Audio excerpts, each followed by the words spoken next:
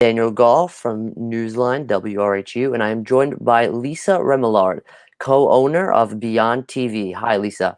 Hi, good to see you. Yes, thank you so much for joining us. So, Lisa, we are talking tonight about the Electoral College. Can you tell us some information about why the Electoral College is important and how it's affecting this election?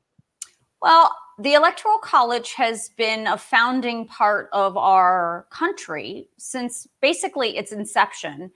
The Electoral College is a system, and it's controversial. It has always been controversial. There is a long history about why it came to be, but it is a system in which states run their own elections in this country, and each state is allocated a number of electoral votes based on representation in that state, which, as you know, representation is based on population. So by population, you get representation. By representation, you get electoral votes.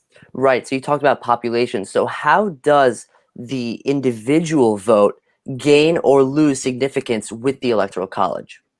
Okay. So the popular vote, electors vote in each state based on the popular vote. So whoever wins the popular vote in that state wins the electoral vote in that state. So that's how your individual vote matters. And that's what I keep trying to explain to people, because lots of young folks who are, new to this system are, I keep seeing on my TikTok all over the place, our votes don't count, our votes don't count, only the electors' votes count, which is inherently wrong. The electors can't vote without the popular vote. And in fact, 33 states plus Washington, D.C., have laws that require electors to vote with the popular vote.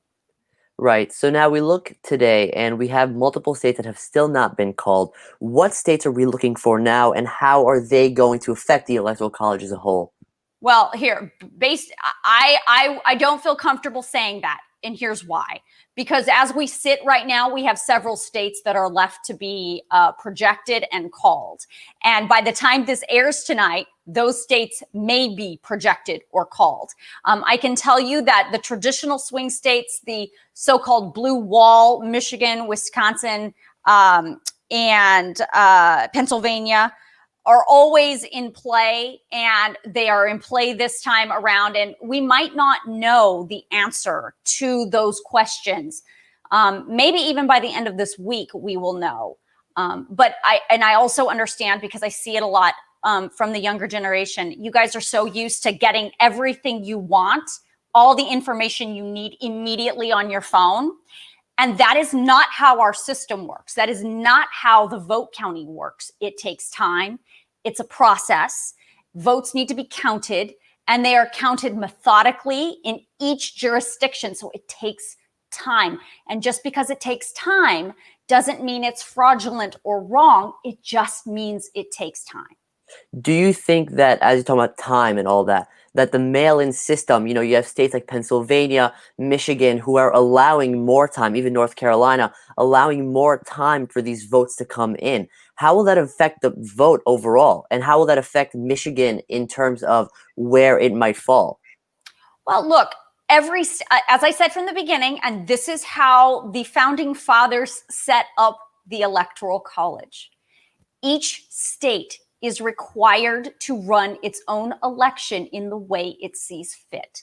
And each state has their own set of laws on how votes are cast, how votes are tallied, and when they're tallied. So mail-in votes, quite frankly, this is the other misconception that I'm hearing from the younger generation. Mail-in votes have always been counted after Election Day. That's not new. It's not weird that they're counted today or being counted today. In some states, they are allowing valid ballots that were mailed or absentee to be postmarked by Election Day, but then allow them to arrive based on the slow postal system a couple of days later and still be counted. But the only way they're valid is if they're postmarked by Election Day, which would, if you lead that to a conclusion, is they were voted on Election Day.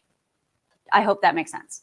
Right, yeah, that definitely makes sense. Well, thank you so much, Lisa. Once again, You're it's welcome. Lisa Remillard, veteran TV journalist and co-owner of Beyond TV. Yeah, Thank you for your time. definitely check out Beyond TV. It's a great platform. There's a lot of really great information, and all of my fast facts stories that you see on TikTok also are on beyond.tv. Awesome. Thank you so much.